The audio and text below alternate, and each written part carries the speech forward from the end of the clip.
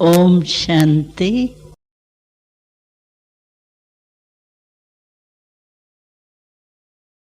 सभी बाप दादा की वर्तमान मूल्य जो हम सब के लिए बाप दादा इशारे दे रहे हैं वो सुनते ही है और जानते भी हैं कि बाप दादा हम सब बच्चों से क्या चाहते हैं। विशेष देखा जाए तो वर्तमान समय जो मूल्यां चल रही हैं उसमें बाबा विशेष एक तो याद की यात्रा पर बार बार अटेंशन दिलाते हैं और दूसरा बाबा हर मुरली में कोई न कोई विशेष धारणा की बात में भी अटेंशन दिलाते हैं। सबसे विशेष मुख्य बात है कि बाबा बार बार अभी याद दिला रहे हैं कि अभी हमारा चक्र जिसको बाबा स्वदर्शन चक्र कहते हैं घुमाओ, हमारा चक्कर अभी पूरा हो रहा है।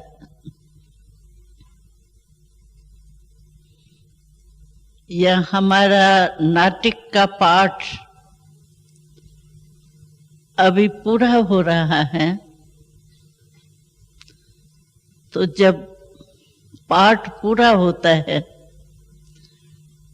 तो कहाँ की तैयारी होती है? घर की तैयारी होती है। और घर जाते हैं तो जो पाठ के ड्रेस होती है वो भी बदली होती है।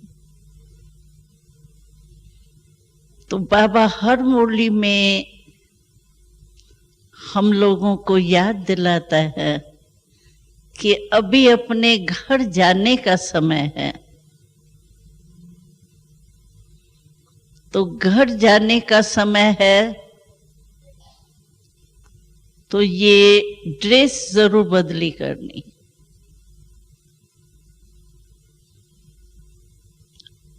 और बाबा अभी हम लोगों को कौन सी ड्रेस बदलने के लिए कहते हैं? वो है अव्यक्त फरिश्ते रूप की ड्रेस। ड्रेस कहो स्वरूप कहो, क्योंकि फरिश्ता बनने के बिना हम देवता नहीं बन सकते। चाहे सतयुग में सब देवता ही कहलाएंगे, लेकिन जो हमारा लक्ष्य है, बाबा हाथ उठवाता है तो कोई नहीं ये कहता कि हम प्रजा बनने वाले हैं या प्रजा बनेंगे तो भी कोई हर्जा नहीं। सब राम सीता में भी कोई हाथ नहीं उठाता, सब लक्ष्मी नारायण में ही हाथ उठाते हैं। तो लक्ष्मी नारायण तो विश्व के राजा महाराजा है। तो जो हमारा लक्ष्य है लक्ष्मी नारायण जैसा बनना, वह उनकी रॉयल फैमिली बनना, क्योंकि तख्त पर तो एक ही बैठेगा, लक्ष्मी नारायण 8 थोड़ी इकट्ठे बैठेंगे। तो रॉयल फैमिली भी समान ही होती है। तो जो हमारा लक्ष्य है उस अनुसार हमको फरिश्ता सो देवता बनना पड़े। तो बाबा हमको अव्यक्त फरिश्ता बनाने चाहते, और फरिश्ते का अर्थ लास्ट मैसेज में बाबा ने बहुत शब्द अच्छे बोले कि बाबा अभी विशेष अटेंशन दिला रहा है फरिश्ता अर्थात जिसका पुरानी दुनिया तो छोड़ो, पुरानी देह तो छोड़ो, लेकिन इस पुरुषार्थी जीवन में अगर हम लोग देखें तो जो विघ्न डालते हैं वो सूक्ष्म संस्कार, संस्कार परिवर्तन होना। कभी कभी कोई भाई बहन का सुनते हैं तो यही कहते हैं संस्कार परिवर्तन बड़ा मुश्किल लगता है, चाहे अपना चाहे दूसरों का। लेकिन बाबा कहता है फरिश्ते का अर्थ ही है जिसका पुराने संस्कारों से भी कोई रिश्ता नहीं, सिर्फ देह और देह के संबंध नहीं, संस्कार, पुराने संस्कारों से भी रिश्ता नहीं हो, जिसको हम कॉमन शब्दों में कहते हैं कि ये मेरा स्वभाव है या ये मेरी नेचर है। नेचर इसीलिए कहते हैं क्योंकि वो नेचुरली हो जाती है, पुरुषार्थ करना नहीं पड़ता है, नेचुरली हो जाती है। मानो किसकी थोड़ी जोश की है, ये नेचर संस्कार है, तो बार बार वो संस्कार उसको नेचुरल हो जाता है। फिर कहते हैं हमने किया क्या, हमने जोश किया, मेरे को तो पता नहीं पड़ा। क्यों नहीं पता पड़ा? तो कहते मेरी नेचर है, भाव नहीं है, भावना भी नहीं है, मेरी नेचर है। तो नेचर हमारी नेचुरल यूज हो जाती है लेकिन पता नहीं पड़ता है। तो बाबा ये अभी हमारा जो वर्तमान समय बाबा का लक्ष्य है, जब भी हम जाते हैं मिलते हैं या बाबा संदेश भी भेजते हैं तो यही दिखाई देता है कि बाबा हर एक बच्चे को राजा बच्चा बनाने चाहते हैं। बाबा प्रश्न भी पूछता है कि आप राजयोग सीख रहे हो या प्रजा योग सीख रहे हो? कोई कहेगा हम प्रजा योग सीखते हैं, कोई कहेगा। अगर राजयोग सीख रहे हैं इसका अर्थ क्या है? हम राजयोगी कहेंगे या प्रजा योगी कहलाएंगे क्या अपने को? जब राजयोगी है तो इसका अर्थ है कि राजा बनने का योग हम सीख रहे हैं। प्रजा बनने का योग तो भगवान सिखाता ही नहीं है, राजयोगी ही सिखाता है। तो राजा बनना उसकी निशानी बाबा कहते हैं अभी आप अपने में देखो, क्योंकि विश्व राज लेने के पहले स्वराज है, फिर विश्वराज है। पहले फरिश्ता है फिर देवता है। तो कई बार मुरली में बाबा कहता है, कोई भी बच्चे को पूछना हो ना तो मेरे से आके पूछ सकते हैं, बाबा मैं राजा बनूंगा, प्रजा बनूंगा, मेरा पद क्या होगा। लेकिन अभी अव्यक्त बाप दादा ये नहीं कहते हैं कि पूछे आके। अभी अव्यक्त बाप दादा कहते हैं कि तुमको मैंने दर्पण दे दिया है, उस दर्पण में अपने आप को ही देखो, पूछने की जरूरत ही नहीं है। और दर्पण के लिए बाबा ने कहा है, एक स्लोगन अभी थोड़े दिन पहले आया था, तो बाबा ने कहा, कर्म रूपी दर्पण में अपना मुखरा देखो। हमारा कर्म ही हमारा दर्पण है। दूसरे शब्दों में बाबा ने कहा कि आपके कर्म रूपी दर्पण में बाप का कर्म दिखाई देवे। ये भी याद होगा आपको स्लोगन। तो कर्म ही दर्पण बाबा ने सुनाया। चाहे बाबा के कर्म दिखाई दे, चाहे अपने रिजल्ट दिखाई दे, तो हम अपने ही आप अपने को समझ सकते हैं, पूछने की जरूरत भी नहीं है। एक बारी कोई ने अव्यक्त बाप दादा के आगे ये क्वेश्चन रखा, बाबा हमको कैसे पता पड़े कि हम क्या बनने वाले हैं।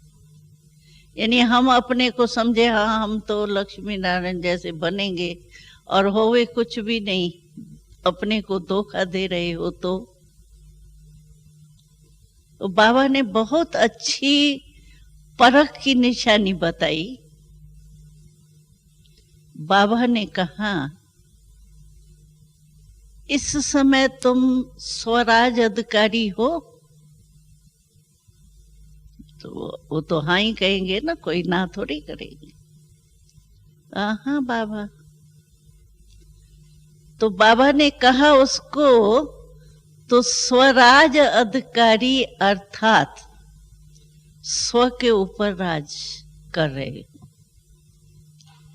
तो आपकी प्रजा या कर्मचारी इस समय कौन है? ये मोटे कर्मेंद्रिय और सूक्ष्म मन बुद्धि संस्कार, यही तो है ना हमारी इस समय की स्वराज अधिकारी। तो इस इनों के ऊपर ही स्वराज है ना, आत्मा का राज है। तो बाबा ने उसको कहा, तो तुम इससे देखो, अच्छा तुम्हारी मोटी कर्मेंद्रियां है, समझो आंख है, नाक है, ये तो मोटी कर्मेंद्रियां है ना। और सूक्ष्म है मन बुद्धि संस्कार। तो तुम चेक करो, अभी तक आपके पुरुषार्थ अनुसार क्या सर्व मोटी कर्मेंद्रियां और सूक्ष्म कर्मेंद्रियां, इनके ऊपर कितना राज है?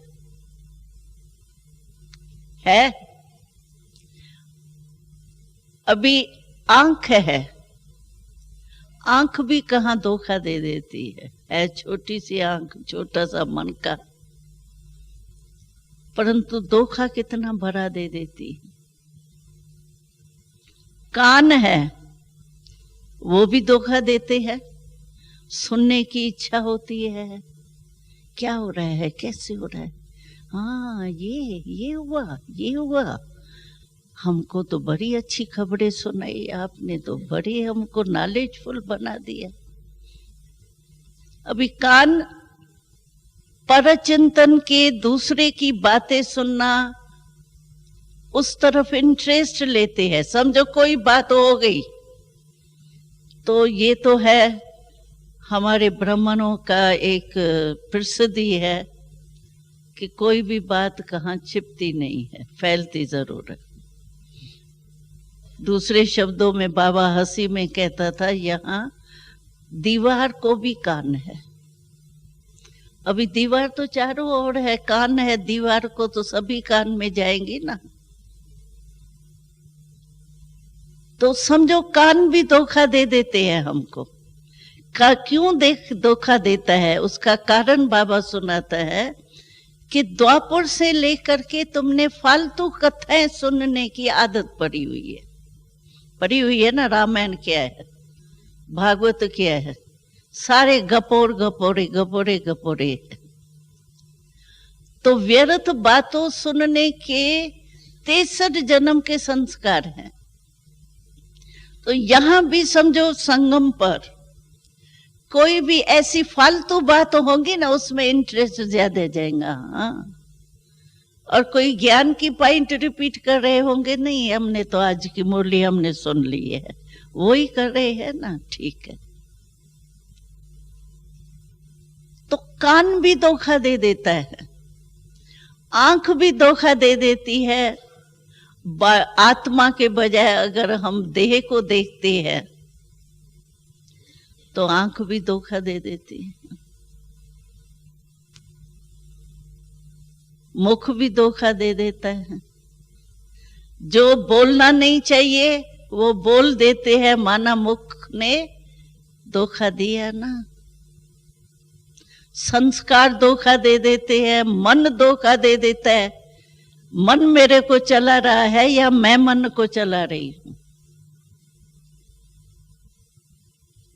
कोई भी बात होती है हम लोगों के मुख से निकलता है तो बात अच्छी, लेकिन मन नहीं मानता है। मेरा मन माने ना तो प्रैक्टिकल हो, लेकिन मन ये मानता ही नहीं है। तो माना हम मन के मानने के प्रमाण चल रहे हैं या हम मन को मनवा करके चल रहे हैं। मालिक कौन, मन या मैं आत्मा? तो बाबा ने बहुत अच्छा उसको शॉर्ट में, मैं तो डिटेल बता रही हूं, लेकिन बाबा ने उसको शॉर्ट में जवाब दिया। तो तुम पहले यहां स्वराज को चेक करो, कितनी कर्म इंद्रियां, सूक्ष्म चाहे ये स्थूल मोटी, मेरे कंट्रोल में है। अगर आपकी अपनी ही कर्म इंद्रियां अब भी कंट्रोल में नहीं है, तो सतयुग में तो प्रजा के ऊपर कंट्रोल नेचुरली रहता है, मेहनत भी नहीं करनी पड़ती है, क्योंकि यहां के पुरुषार्थ की प्रारब्ध है। तो बाबा ने कहा तुम अपने स्वराज को चेक करो। अगर यहां आपका कंट्रोल नहीं है तो आप समझो कंट्रोल, राजा बनना माना कंट्रोल करना। राजा का भी निशानी है कंट्रोलिंग पावर, रूलिंग पावर, दोनों चाहिए। अगर अभी आपकी स्वराज के हिसाब से कंट्रोलिंग पावर नहीं, रूलिंग पावर नहीं, तो वहां कैसे होंगी? ये स्वराज को चेक करना ये दर्पण है, इसमें आप चेक करो। अगर बार बार आप धोखा खाते हैं, आज आंख ने धोखा दिया, कल कान ने दिया, कल मुख ने दिया, या संस्कार ने दिया, मन ने दिया, संकल्प शक्ति फालतू फालतू कितनी चलती है, नेगेटिव कितना चलता है। अगर ये कंट्रोलिंग पावर नहीं तो आप रूल नहीं कर सकते। सतयुग का रूल तो कायदे परमान है, मर्यादा पुरुषोत्तम है। वहां थोड़ी ऐसा होगा प्रजा को कहे तो प्रजा कहे नहीं हमको तो मंजूरी नहीं है राजा का ऑर्डर, क्योंकि वहां तो है ही सतो प्रधानता ना। तो इससे हम अपने आप को चेक कर सकते हैं कि सचमुच हम जो राज योगी है वो सचमुच राजा बनने का योग कर रहे हैं या साधारण योग कर रहे हैं, ठीक है, बाबा मिला, थोड़ा याद आया, थोड़ा नहीं आया, थोड़ा जुटका आया, थोड़ा गुटका आया, ठीक है, योग का टाइम पूरा हो।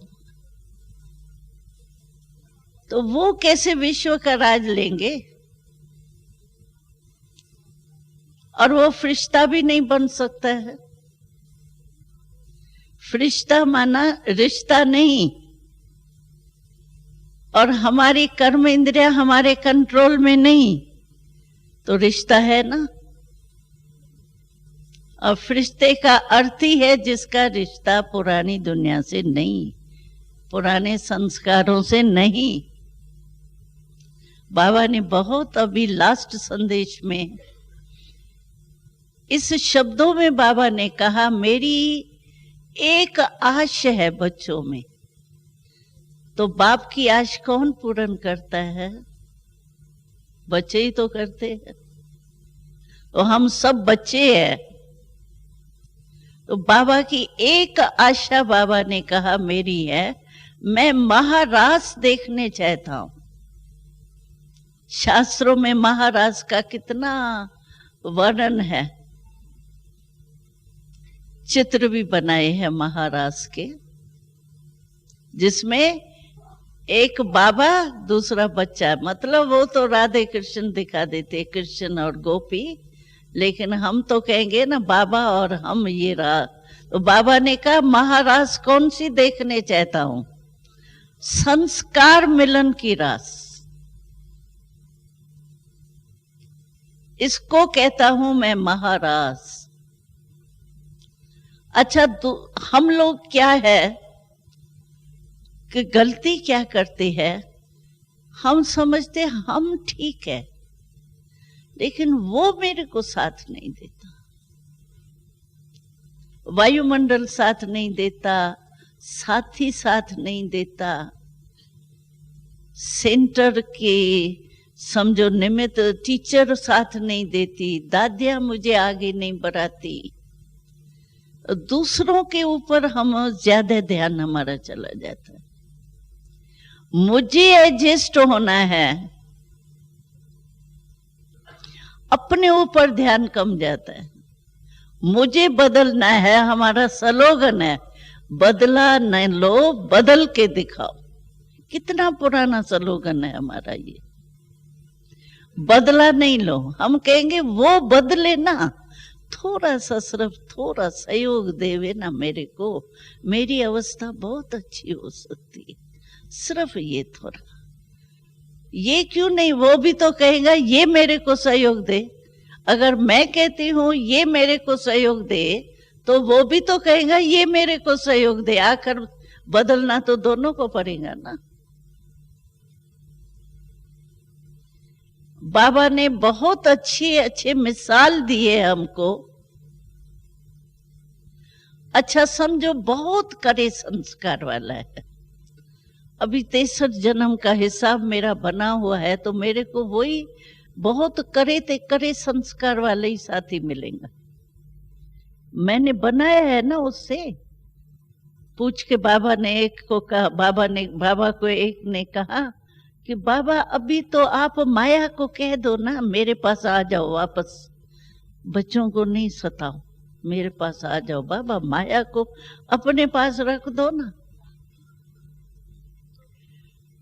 तो बाबा ने कहा तो तुम लोगों ने वायदा क्या किया है? मैं तो माया को अपने पास रख दूं, कोई हर्जा नहीं, बाबा को क्या देरी लगती है। लेकिन बाबा ने कहा तुम लोगों ने चैलेंज क्या किया है? हम विजयी रतन है ना, विजयी बनेंगे ना, विजय माला के मन के बनेंगे ही ना, है तो विजय किसके ऊपर होगा? माया मैं रखूं और विजयी आप बनेंगे, कैसे होगा? विजयी बनना माना दुश्मन के ऊपर ही तो विजय होती है ना, तो दुश्मन हो ही नहीं। और मैं कहूं मैं तो विजयी रतन माला का मन का तो हूं ही, तो ये क्या हुआ? ये तो ऐसे ही बोलना, दिल खुश करना हुआ ना, मुख का पुलाव कहते हैं ना जैसे। तो वो थोड़ी, बाबा कहते हैं अगर विजय माला के मन का बनना है तो विजय किस पर करना है? माया पर ही तो करना है। ये बातें तो होंगी ना, तभी तो विजयी बनेंगे। तो बाबा कहता है दूसरे को नहीं देखो। आजकल मेजॉरिटी है कि दूसरे की बातें सुनना, देखना, जानना और फिर उस पर मान उसको बदलने की जो संकल्प होता है ना, वो ज्यादा हो गया है। जो बाबा ने कहा था बच्चों की नजदीकी नजर बहुत कमजोर हो गई है और दूर की नजर बहुत तेज होती जाती है। दूर से दूसरे को देखा जाता है और नजदीक की नजर में नजदीक पहले अपने को देखेंगे। तो बाबा ने रमणीक रीति से कहा बच्चों की अभी नजदीक की नजर जो है ना वो कम हो रही है और दूर की नजर जो है वो बड़ी तेज हो रही है। तो ये चेंज हमारे में होनी चाहिए। अच्छा मानो बिल्कुल ही वो करे संस्कार वाला है, क्योंकि बाबा तो कह पतित से पावन बन रहे, तो पतित माना ही तो कोई संस्कार करे है ना, तब तो पतित से पावन बनाने आया है ना। करे संस्कार वाला है, लेकिन बनाया ही हमने हिसाब किताब है, तो हमको ही चुकतू करना है ना। बाबा ने एक को कहा तुमने जब हिसाब किताब बनाया तो मेरे से पूछ के बनाया? मेरे से पूछ के तो बनाया नहीं। अभी जब खत्म करना है तो आप कहते हो बाबा मदद करो ना, बाबा थोड़ा थोड़ा करो ना, बाबा अभी हट मिटाओ ना। तो पूछ के तो मेरे से बनाया ही नहीं। एक बांधेली ने बाबा को पत्र लिखा था, बड़ा प्यार से बेचारी ने लिखा। तो बाबा मेरा पति ऐसा है, ये है, ये है, जैसे लिखते हैं। तो बाबा ने कहा तो बनाने के समय तुमने बनाया और काटने के टाइम कहते हो बाबा आप काटो, क्यों? तुमको ही बनाना है तो तुमको ही काटना पड़ेगा, और मैं काट लूंगा तो जो करेगा सो पाएगा, मेरे को ही मिलेगा, तुमको तो कुछ नहीं मिलेगा। दोनों में नुकसान तुमको होगा। तो बाबा हंसी हंसी में ऐसी बातें लिख देता था पत्रों में, तो वो भी हंसती थी। तो भाई हाँ बात तो ठीक है। तो इसीलिए अभी बाबा जो हम लोगों से चाहता है ना, क्या भी हो रहा है, कैसे भी पुरुषार्थी करे संस्कार है, बीच वाले है, हल्के संस्कार है।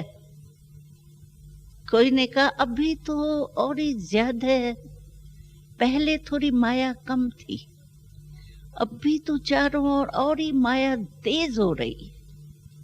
जो बातें पहले नहीं होती थी ना वो हो रही है, यानी बदली होता ही नहीं है, क्या होगा। लेकिन ये सोचना, इस सोचने से फायदा क्या होगा? अच्छा ये सोचना भी तो फालतू है ना। तो अपने को तो देखो। अच्छा दूसरे नहीं बदलते और ही मैं हे अर्जुन बनूं ना, आगे नंबर ले लूं ना, वो पीछे रह जाए मैं आगे चला जाऊं, ये क्यों नहीं सोचते? ऐसे होता है ना, ये होना नहीं चाहिए ना, होना नहीं चाहिए। वो बाबा और ड्रामा जाने, हम है क्या उसके मालिक। बाबा ने एक बारी कहा था बच्चे इसमें परेशान होते हैं, अभी नई नई बातें हो रही है माया की, गिरने की, नीचे जाने, नीचे गिरने की बातें नई नई हो रही है, जो पहले कभी सुनी भी नहीं वो हो रही है। तो बाबा ने एक बारी बहुत अच्छी बात सुनाई थी, बच्चे कोई कोई बीमारी ऐसी होती है जो बाहर निकल के फिर खत्म होती। आपने देखा होगा बल्ब जब फ्यूज होना होता है ना, तो निकल के बाहर फिर खत्म होती है। और हमारा जो भी 84 जन्मों के जो भी कुछ रहे हुए है, संस्कार वगैरह जो भी कुछ है माया से विजय प्राप्त करने के लिए, वो सब हमारे सामने आएंगे, निकलेंगे और निकल के ही खत्म होंगे। तो इसमें हमको क्यों आश्चर्य लगता है? ये क्या हो रहा है? ये ऐसा होता है क्या? ऐसे चलेगा क्या? ये होगा? ये ऐसा होता है? हम क्वेश्चन मार्क में क्यों जाते? चाहे सेंटरों पर, चाहे यज्ञ में, जहां तहां निकलेंगे संस्कार। बाबा ने कहा निकल रहे हैं खत्म होने के लिए। लेकिन तुम इसमें क्यों सोचते हो? तुमको किसने जज बनाया है? ये क्यों होता है, ये होना नहीं चाहिए? किसने जज की कुर्सी आपको दी? किसने? आप क्यों जज बनते हो? बाबा ने जज बनाया है क्या किसको? हाँ, बाबा ने कहा है अगर जज बनना है तो अपना पहले बनो।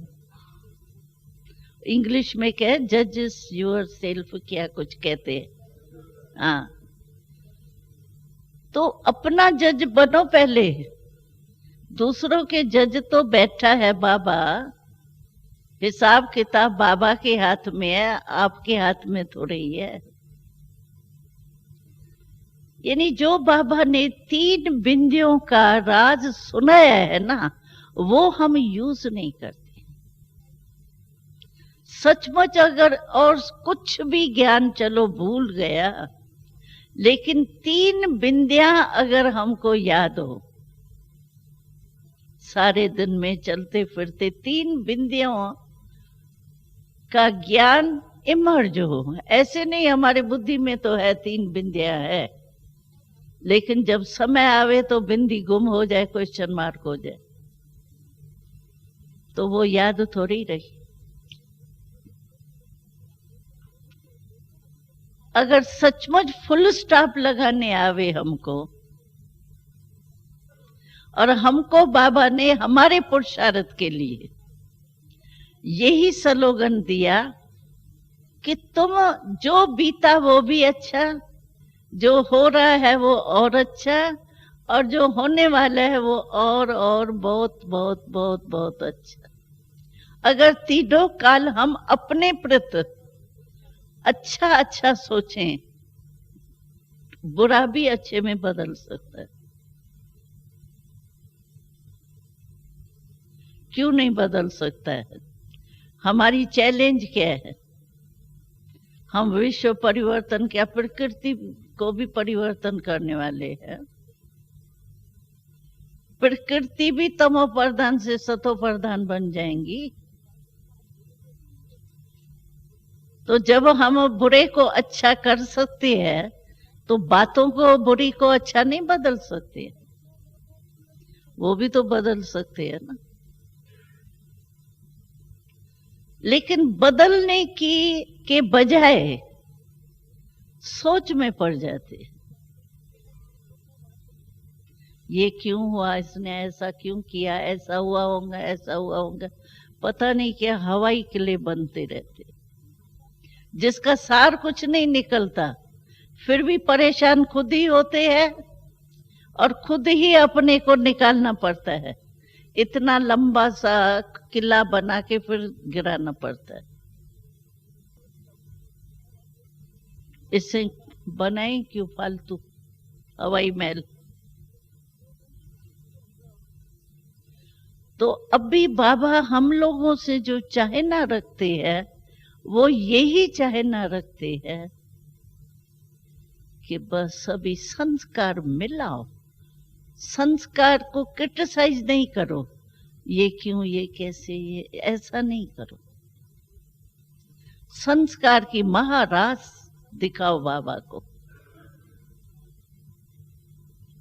अच्छा बुरा है, नॉलेज भले रखो बुरे अच्छे की, लेकिन उसमें प्रभावित नहीं हो जाओ। अच्छा बुरा है मानो, तो बुरे को अच्छा बनाने वाला कौन? हम भी तो मास्टर है। जब प्रकृति को हम बुरी को अच्छा बना सकते हैं, तो आत्माओं को नहीं बना सकते, आत्माओं के संस्कार को नहीं बना सकते, क्यों? और यहाँ सेंटरों पर या यज्ञ में तो ब्राह्मण आत्माएं हैं, बाबा की चुनी हुई आत्माएं हैं, विशेष आत्माएं हैं, क्यों नहीं उनको बदल सकते? अच्छा बदल नहीं सकते, किनारा तो कर सकते हैं। अच्छा बदल नहीं सकते, हम कहते वायुमंडली ऐसा है, बदलना बहुत मुश्किल है, बहुत ट्रायल की, नहीं बदल सकता। चलो ये भी ठीक है, नहीं बदल सकते, किनारा तो कर सकते हैं, अपने को तो बचा सकते हैं, दूसरे को नहीं बचाओ, चलो बाबा के हवाले कर लो। लेकिन अपने को तो बचा सकते हैं, अपने को भी नहीं बचा सकते। वो डूब रहा है तो मैं भी डूब जाऊं, डूबे हुए को निकाल नहीं सकते हैं, अपने को तो बचा सकते हैं। कि जो बाबा की हम सब बच्चों में श्रेष्ठ आशा है कि बस स्वमान में रहे, स्व के मान में, न अवमान न परचिंतन परदर्शन। क्योंकि ज्यादा टाइम हमारा परदर्शन और परचिंतन में ज्यादा जाता है। इसीलिए बाबा ने एक बारी सुनाया था, तो परदर्शन परचिंतन ये तो करना ही नहीं चाहिए, लेकिन अगर पर ही शब्द यूज करना है तो पर उपकारी बनो। पर दर्शन पर चिंतन छोड़ो, पर उपकारी बनो। जिसको दूसरे शब्दों में बाबा कहते हैं शुभ भावना और शुभ कामना, यही परोपकार। कोई गिरा हुआ है, गिरा क्यों? गिरना नहीं चाहिए, इसको समझ ही नहीं है, ये चला क्यों ऐसे, ये न सोच करके गिरे हुए को उठा लो। फर्ज तो ये कहता है ना कि यही सोचते रहे, देखा इसको अक्ल ही नहीं है, देखा ऐसे थोड़ी गिरना होता है।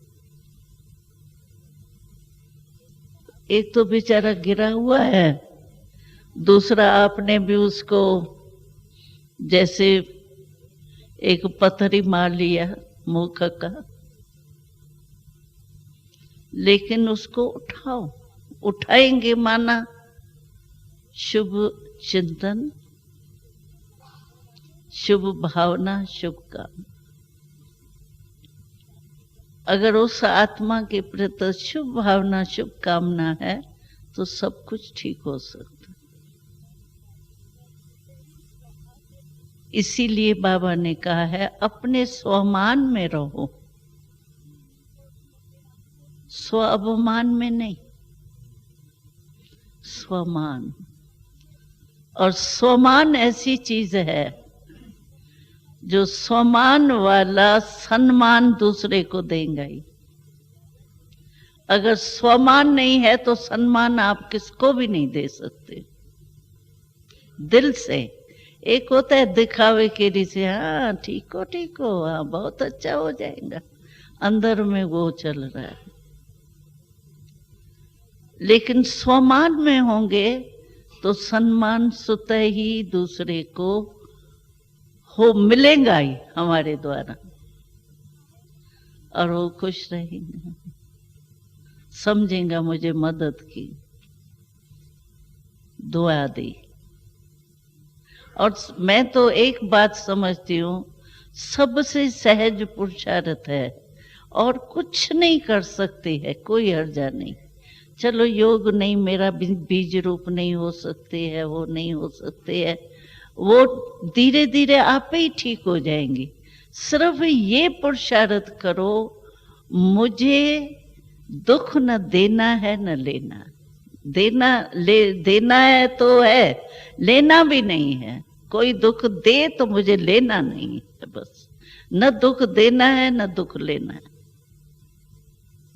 न लेंगे न देंगे तो क्या रहेंगे, सुखी रहेंगे ना। यही स्वमान में रहना है, सम्मान देना है। तो जो बाबा की आशा है, संस्कार मिला के चलना, एडजस्ट करना अपने को, वो हमको ध्यान करके अपने आप से बात करना चाहिए। अपने बुद्धि में रूह ध्यान अपने आप से बाबा से करनी चाहिए। इसकी स्पष्टीकरण अपने बुद्धि में रखेंगे तो मैं समझती हूँ अभी बाबा सीजन में आएंगे तो बाबा की आशा हम सब पूर्ण करके बाबा को दिखाएं। तो बाबा आपने जो हमारे में आशा रखी वो हम महाराज आपको दिखा रहे, नहीं? अच्छा होगा ना ऐसे बाबा आके वही बोली चलावे, ऐसे है तो क्या हुआ? बाबा ये कहे हाँ महाराज बड़ी अच्छी कर रहे हैं, एक बाबा एक बच्चा, बस संस्कार मिलन की रास कर रहे, वो ठीक होगा ना? हाँ भाई, ये है सबका संकल्प है पीछे वाले है संकल्प बहने। हाँ, हाथ उठाना तो बड़ा सहज है लेकिन अभी हाथ में हाथ मिलाना अच्छा, ओम शांति।